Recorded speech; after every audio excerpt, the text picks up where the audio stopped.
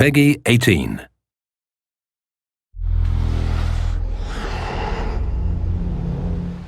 Hi, my name is Ashraf Ismail, Game Director of Assassin's Creed 4 Black Flag, and I'm very proud to be showing off the Caribbean open world. Here, we're going to start with Edward. After completing a few missions, he's met up with the assassins, but he's not yet bought into the creed, so he still has this selfish need for fame and fortune. Edward is one of the most unique characters we've created for the Assassin's Creed universe. He is a man who is still trying to figure out who he is in life and what he wants to get out of it. At this point in the story, he still wants that fame, so one way to get it is to complete these assassination contracts. This is a way to make money and to gain a bit of notoriety. So here we go. We have two targets to take out, two Templar brothers. So we're going to accept the contract, and the world map is going to show us where this contract takes place.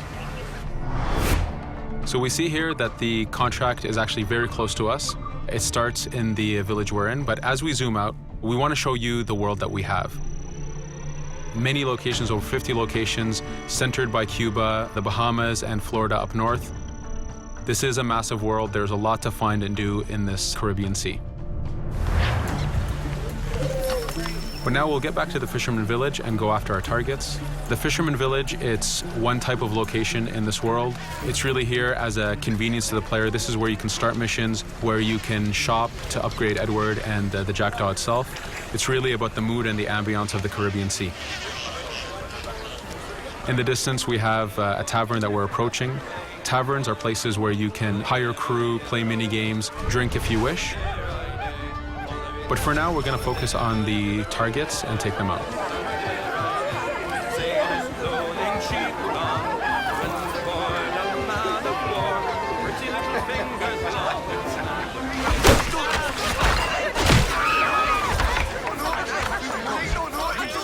Now that we've taken out one brother, the other one's going to bolt.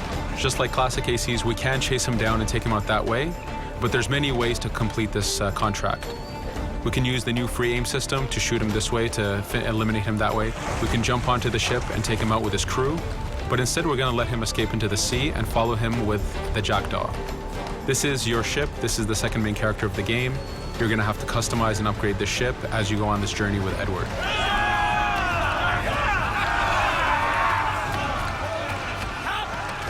We've seamlessly gone from a ground chase right into a naval chase.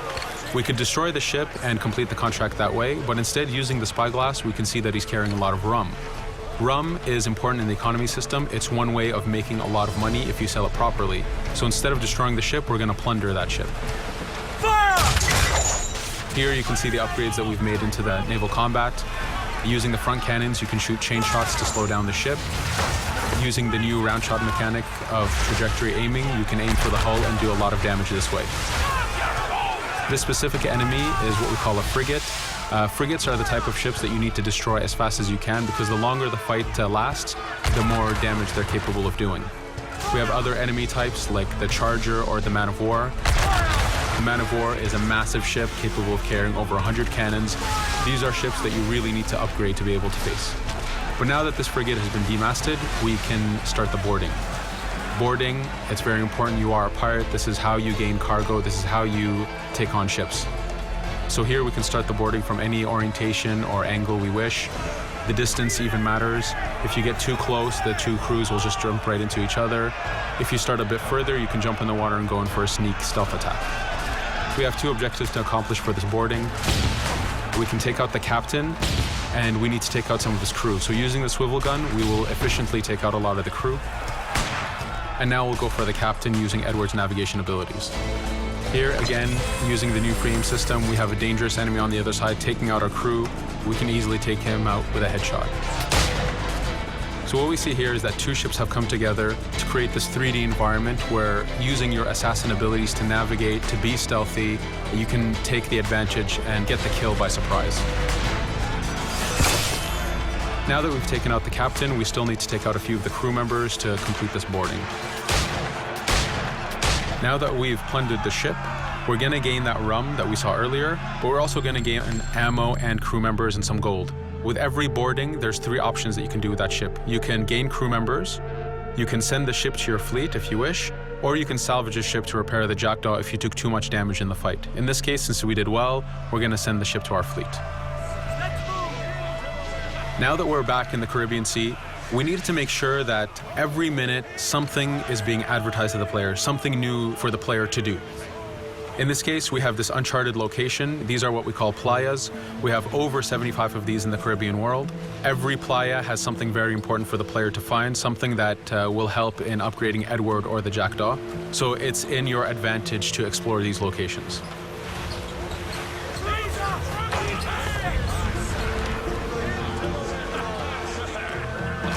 Again, for us, seamlessness is very important.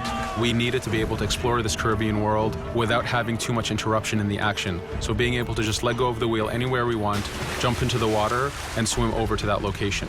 This is very important for the mood and the immersiveness of this Caribbean open world. Here, as we get on the playa, in the distance we can see that there's a faction battle, but closer to us we can see that there's this poor drunken sailor who's passed away. But being a pirate, of course, we're going to loot his body and see what he has for us.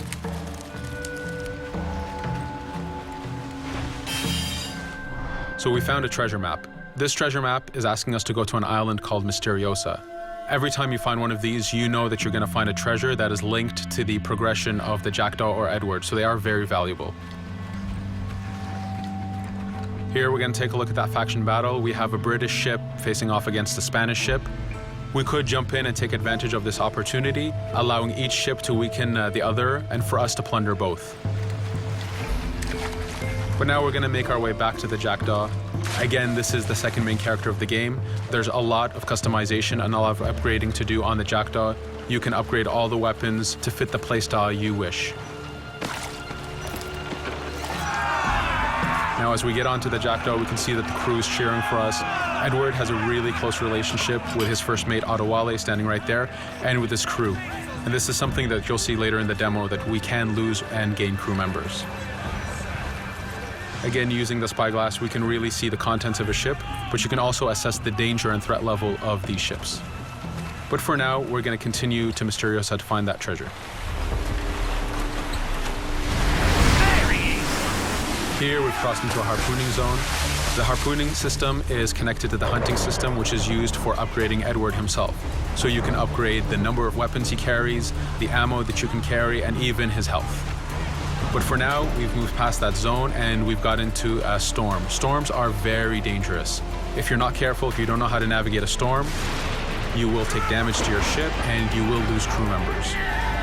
In the distance, we can see a water spout. This is a tornado in the ocean. These are very dangerous. They can suck you in, and when they do, they tear the ship apart and take out your crew. Here we can see its effect on a ship. This poor ship got sucked in and got destroyed.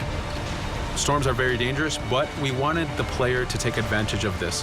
When you've mastered a storm, when you know how these systems work, you can pull enemies into a storm and let the storm do damage for you. So there is a strategic element to using a storm in the world.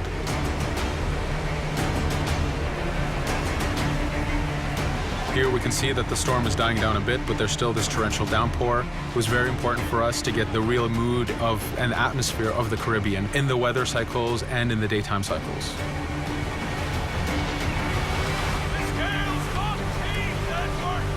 But here, since we've survived the storm, did pretty well, let's order our crew to sing.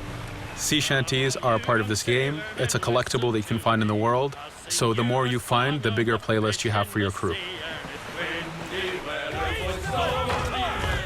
But for now, we've made it to Misteriosa. So again, we're going to seamlessly get off our ship and explore this location.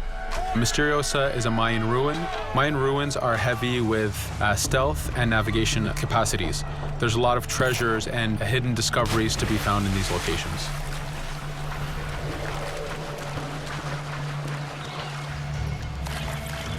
If we recall the treasure map, the treasure is hidden behind a temple. So just by quickly looking around, we can see that temple looks about right. So that's our objective. We'll head there. As we go this way, we can see there's a lot of guards on the beach. We could go in and fight them if we wish to, but to show off that this is a mini open world, we're going to try to find a different route to get to our objective. Here, we've seen a guard. We don't want to alert him, and we don't want to alert the guards on the beach, so we're going to use our stealth ability to take him out silently. No te muevas.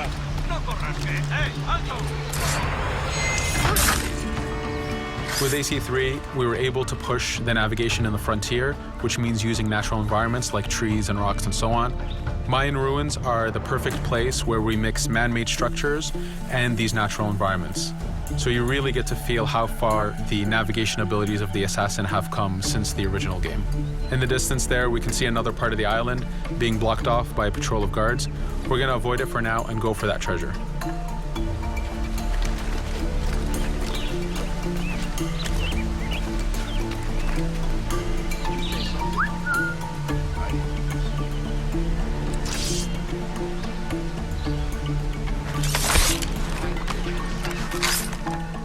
It's important for us to be able to give the players new tools, specifically for stealth. In this case, we have the blowpipe.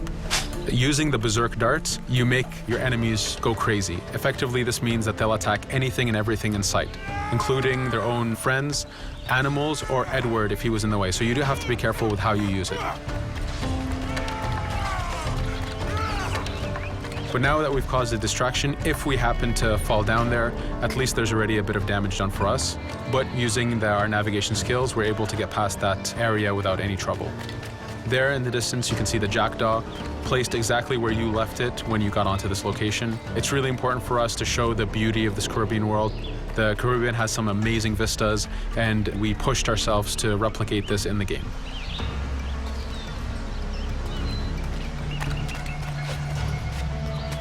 As we continue forward, we can see in the distance there's a couple prisoners that are taken hostage. This is a scenario that you need to use stealth. If you're detected by those guards, they will kill the hostages. So in this case, it's to your advantage to use the environment to figure out how you can take out those guards without being detected. In this case, it's 2 guards, so it's not too hard. There are other scenarios where you have more guards and you have to figure out how you can take all of them out at the same time. Now that we've freed these prisoners, they are more than happy to join our crew. This is just one way of gaining crew members. As mentioned earlier, there's the taverns. There's actually many different setups of gaining crew.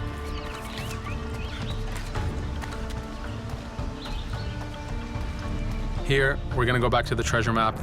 We can see that the treasure is actually behind the temple near a fountain. So if we just look around, we can see that it's around here.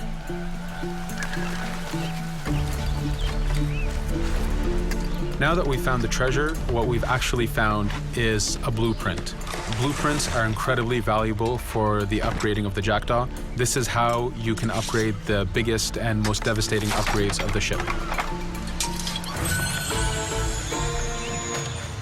So here we're approaching a reach high point. Just like classic ACs, synchronizing with a reach high point reveals the contents of a location and the map itself. But as an added feature, because this game world is so huge, there are many different locations, this also becomes a fast travel point. So now you can, by synchronizing, now you can come back here anytime you wish to collect those treasures that we passed up a bit earlier. Here we've reached the end of the demo. This was a tease of the open world that we have. We're very excited to be able to show off this game and to let you play it very soon. Thank you for joining us.